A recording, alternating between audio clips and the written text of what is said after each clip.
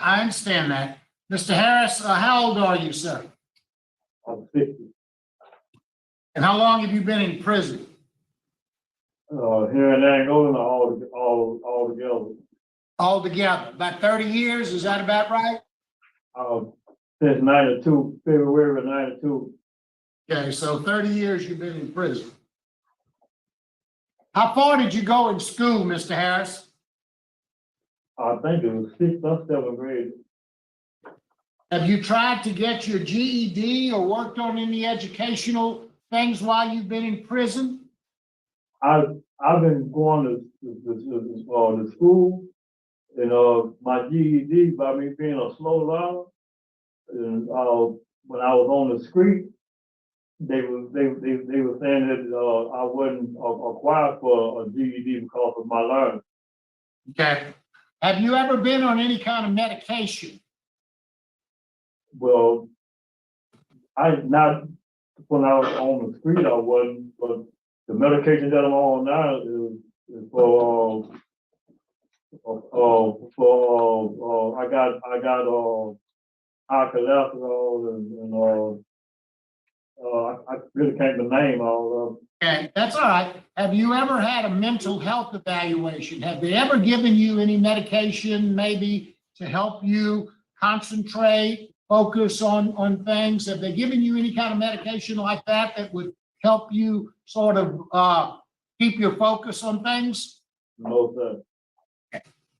Mr. Harris, you've been in prison since 1992, is that right? Yes, sir. Tell me who James Harris, tell me who you were in 1992. You were 30 years old at the time, is that right? I wasn't the person that I am now. Okay, well, tell me who you were then. Were you working? Was I who? Working. Did you have a job? Well, no, I had a job, but I didn't have no business job. I had a job working at Carlisle doing detail work. Okay, and where did you live? Who did you live with? I was living with one of my, it was a way down the line cousin that I was living with. But when I caught the charge, I was living with a dude that I grew up with named Billy Charles Blessoff. Okay, but before you started living with him, where did you live? Did you have any family? Did you live with family? Did you live from house to house? Where did you live? I was living in Shreveport at the time when I caught the charge, but my family was living in Mansfield, Louisiana. Okay, all right. So let's talk about your moving in with your friend. That was the victim in this case is Kalisha Emerson. That was her father, was your friend? That was my friend's daughter. Correct. So who all lived in that house? Just me, him, and his 2 kids. And how did you come to live there with him? How did he invite you into his home to live there with him?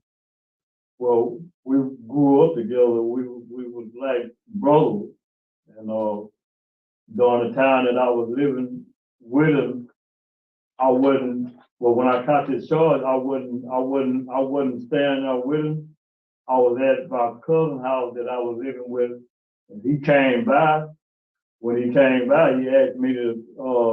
Well, he told me to come stay down there with him that night. He wanted to use my car to go out there, but at that time, I had been out drinking. I never did get out the car to go in the house and let them know that I was wanting to stay down to his house at that time. I just backed out of the driveway and went down there, and after I went down there, the next day when he came in the next day after I stayed there, and some kind of way of not knowing, I ended up having interfering with his daughter. Okay, well, let's slow down just a little bit. Okay, you talked about drinking. Did you have a drinking problem back then? I didn't have a drinking problem. the way I ended up drinking, I had been to a party at that time. Now, let's slow down. You said you didn't have a drinking problem. No, Did you sir, drink alcohol back then? I drank alcohol, but I didn't have no, what you How call often would you drink alcohol? it, every now and then, maybe. And what would you drink? I didn't have no certain, kind of, drink at the time. I ain't never drunk just just one type of alcohol. Mr. Harris, you were staying with your friend's house. One of the children there was Kalisha Emerson. She was 9 years old. Right, You went into her bedroom, you did some things inappropriate to her, and then you had sexual relations with her on a number of occasions. Tell me how that happened and why does a man who's 30 years old do that with a 9-year-old? Can you explain that to me? I don't know how it happened, but the way it happened, I just wanted to, say that I'm sorry that I hurt her family, hurt her, and there's something that I never had in mind of doing. I don't know how it happened, what made me do it, or nothing. But it went on for a while. It wasn't just a one-time incident. This happened on a number of occasions, right? It's supposed to be there 3 times. I admitted to it, not knowing even how what made me did it or why I done it. Let's talk about what's happened since then. You've taken sex offender treatment. You've taken 4 classes of sex offender treatment. You remember taking those courses? They talked about sex offenses, what it does to the people that you do that, why it may happen, what your triggers are, how you might do things to prevent that in the future. Do you remember taking any of those classes? I took Angela Mammon and Richard Mammon, and I learned from going to those classes. I learned a whole lot about sex offenses and all that. Tell me what you learned. Now, the sex offender classes is a 4-part program. There are 3 parts that are classes, and then there's a 4th part where you kind of do some talking yourself. Okay? You remember taking those classes? All I know, I learned more about catching those charges and catching crime charges. Something that I never had before. Well, let me ask you this. You know who the victim in this case is? Miss Kalisha Emerson. You know who I'm talking about? Do I know A young girl, 9-year-old girl. You know who I'm talking about? her? I understand the best of my knowledge. I don't know why or what, how it went down. I just don't know. Okay. What do you think she feels like when this was happening? And even today, 30 years later, what do you think what you did to her, how do you think that affects her?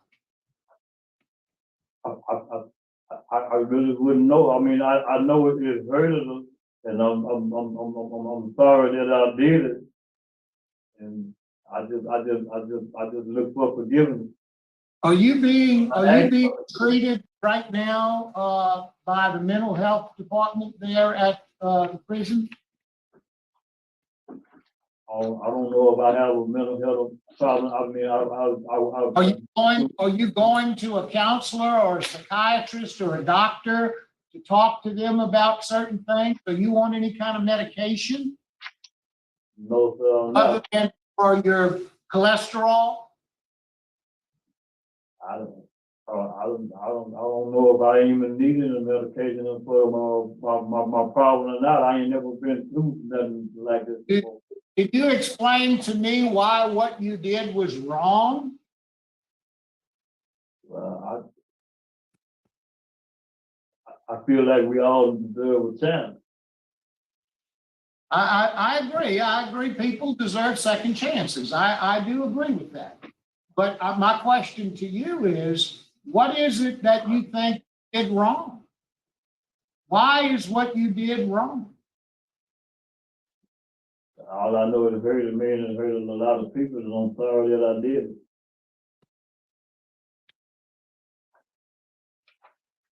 Can you think of any other programs that you've taken that you remember anything about? You took Cage Your Rage, which is anger management. Did you learn anything about in that course?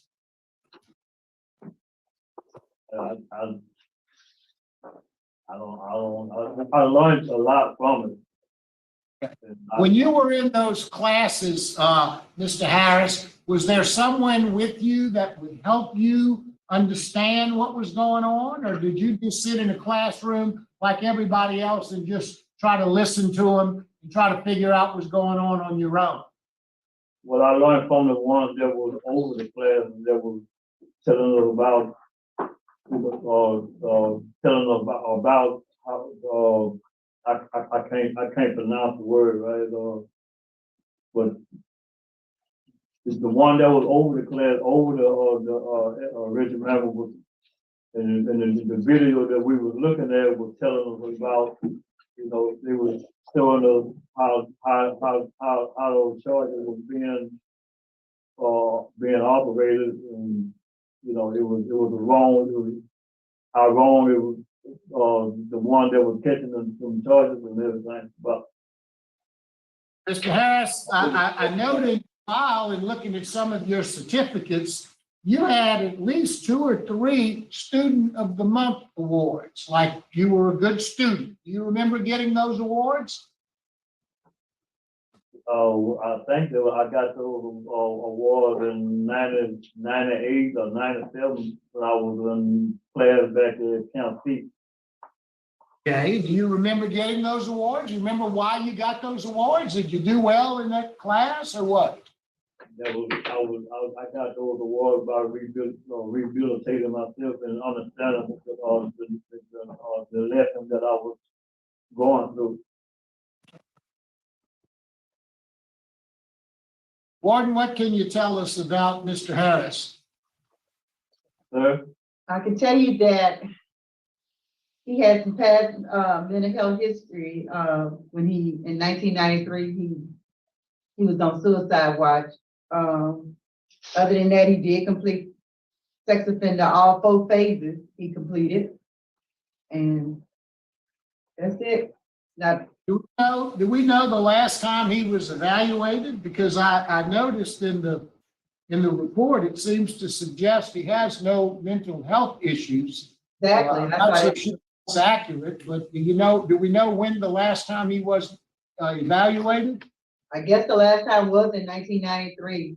I'm putting in my notes to request that he get evaluated though. Again. Thank you. Madam Chairman, I'm afraid that's all I have. Let's see, any other questions? Mr. Harris, Ma'am? is there anything you'd like to say to us before we vote? Only thing I can say is that dealing with my child, that I like I was saying a while ago, that I understand that I did those things, and I heard it a lot of people that I don't know, and I heard it the people, the victim family, and my family also, and I want to apologize and ask for forgiveness, and I know nothing like that will never happen again out of all these many years that I've been gone. Sir, thank you. All right, I think we are ready to vote. Mr. Marabella. Thank you, Madam Chairman. Mr. Harris, I do understand that you're remorseful about what happened. I think you have some understanding maybe about how much pain you've caused. But I am very concerned about maybe you needing a little more help. I think that a mental health evaluation is critical to determine whether or not maybe there's some medication that can help you focus a little more on what you need to know. You've taken all of the requisite programs. I just don't know if you were able to get a lot out of. You've obviously done well in some of the programs. You were awarded a Student of the Month award on at least 2 or 3 different occasions. And it sounds like you're working pretty hard. I'm going to encourage the prison personnel there to get you evaluated and maybe get you into some programs that might be able to help you with a tutor or someone that might be able to help you especially understand the offense and the effect it has had on everyone, so you can truly understand that. But for the purposes of today, I think you're working hard, and I want to encourage you to continue to do that. But today, I just can't vote to recommend a commutation of any kind. So my vote today have to be denied. Good luck to you. Thank you. Mr. Freeman? I agree with Mr. Marabella, and my vote is to deny. Mrs. Jackson? All right, Mr. Harris, you still have some more work to do. I want you to keep working. One day you are going to get a favorable vote, but you need to get as many programs as you can. And you need to have a plan for where you're going to live and all of those things. So until all that happens, my vote today is to deny. Mr. Roche? Thank you, Madam Chairman. Mr. Harris, bottom line is you're not ready. You have very little employment skills. You have a fair execution record. It tells me you hadn't done that well while you've been incarcerated. You have law enforcement opposition. The victim is adequately opposed. You have some work to do. But for now, I'm going to deny your request. All right, Mr. Harris, you've received 4 votes to deny your application because you got more work to do. So today your application for commutation has been denied. Reapply after you take some more programs. Good luck to you, sir. Orlando, that concludes our business at your facility. We're going to stand adjourned at 1:37. Thanks for accommodating us today. Thank you.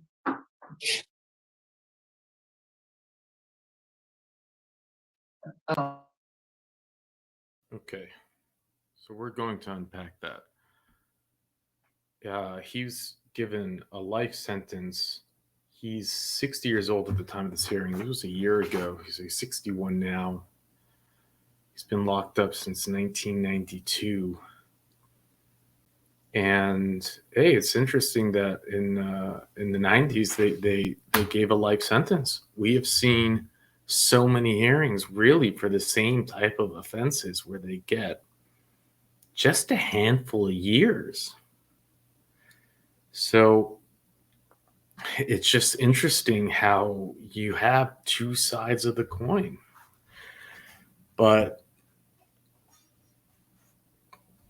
we're going to go talk about how he was ultimately caught. And it involves really a nurse that was on top of her stuff. And we have to give credit, I think, where it's due to this nurse. So what happened was December 1991, Herman Harris, a friend of the victim's family, began living at their home, which is just, fantastic. He needs a place to stay. They invite him in, and guess what he does?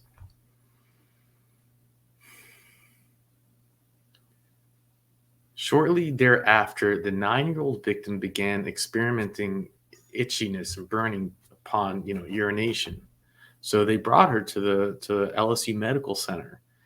And this was on January 15th of 1992. So really just like right after this, Roach moves in. And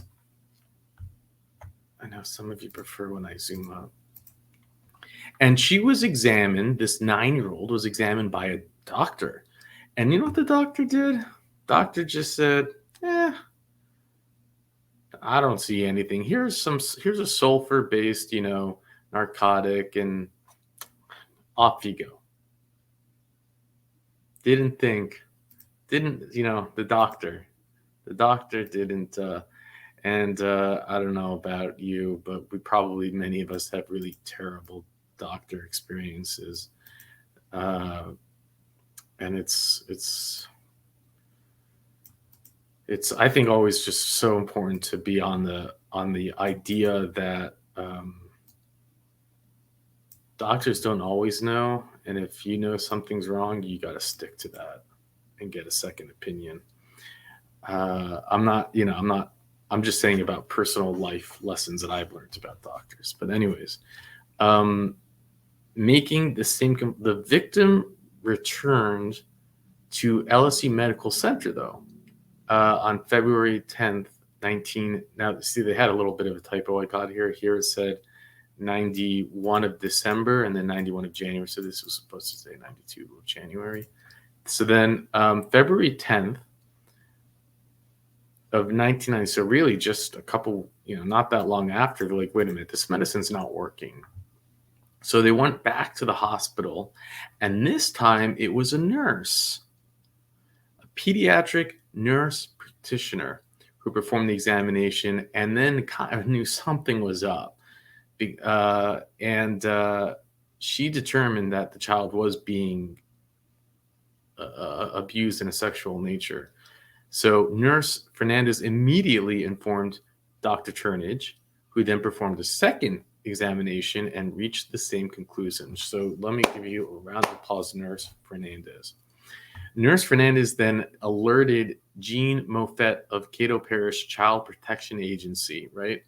And of the Shreveport Police Department, who then began an investigation. So several days after being informed of LSU Medical that the 9-year-old victim tested positive for gonorrhea and chlamydia, yes, that's what this 9-year-old was given by him. She went to the victim's home to request that all the male members of their house get tested for venereal diseases and that they should give the consent to release of their medical records as well. When Nurse Fernandez learned that the victim tested positive for venereal disease, she questioned the victim further, and it was explained to her how venereal diseases are contracted, and it was at that point that she admitted that Harris was the one that was doing it to her. So she's taken to the hospital. Doctor says, it's probably nothing. She goes back a few weeks later. Then a nurse, instead of a doctor, sees her and says, no, something's messed up here. And it tests positive for both those diseases. She contacts the child services. And finally, after the 9-year-old, it says what it is. And then a few days later, on February 20th, 1993, after reviewing his medical records, so it wasn't even the tests he took at that time, they were thorough enough to make them take tests and ask for a release of the medical records. And they discovered on those records that he had gone in on January 28, 1992, tested positive, and was treated for both gonorrhea and chlamydia. She told that to the detective. On February 24th, 1992, the detective called. I don't know why. You got to tell me why it would take nearly a month for a detective to finally make that phone call is disturbing. Like what you see here is you see a doctor that drops the ball, a nurse that realizes something is up, a family service. I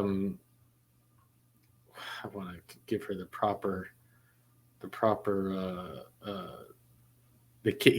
Cato Parish Child Protection Agency goes immediately to the family and demands that they are asked that they are tested. They could have refused, asked that they are tested, and asked to sign a waiver for their medical records, which they could have refused to, but they didn't. And then the police officer, the detective, takes nearly a month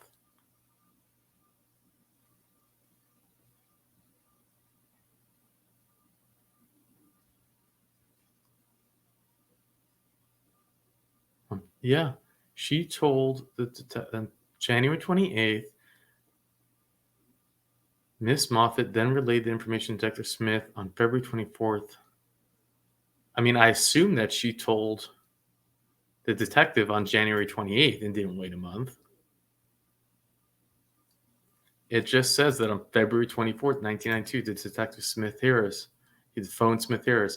Like, can you imagine? There's a risk that there's an adult male doing this to a 9-year-old child, and somehow it takes a month for the detective to even make the interview.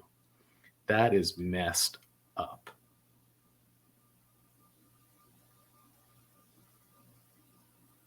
I mean, that just shows how at that time they were just so inundated with these type of calls that a 9-year-old wouldn't raise red flags that maybe they should.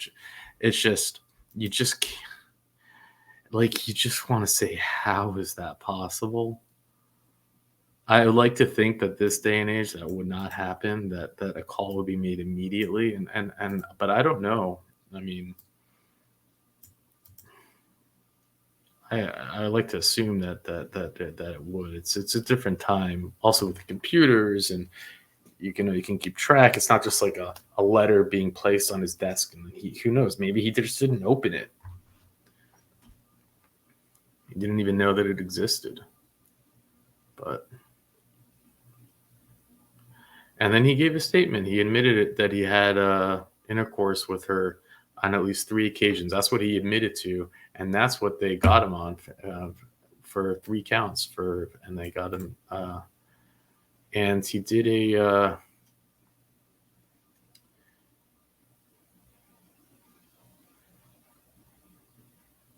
He was tried before a judge, and he was convicted. He took a judge trial, and you might say why not a jury trial? And as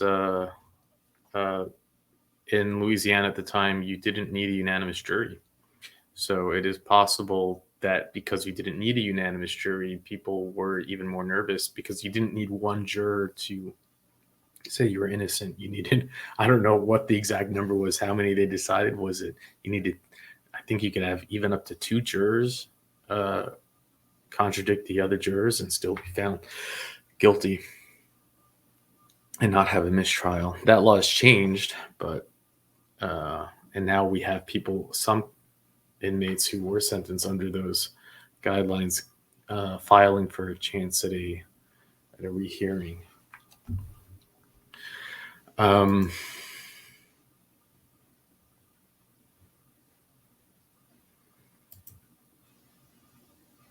He ended up appealing. He appealed on a few reasons, saying, "Oh well, the information, I should have been read my Miranda rights before I gave them authorization to look at my health records," and they threw it all out. It was ridiculous. So remember, they didn't go into his health records without him knowing. He signed an authorization form, but it's they said one day it'll get out. Well, we've seen people who are up for these type of hearings where they leave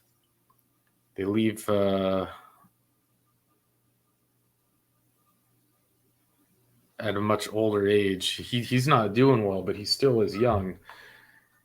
But just to think, someone invites a guy into your house, and he immediately ends up doing that to your 9-year-old daughter, and it's just, you can't make it up. But this is why we do this, and they did deny him, and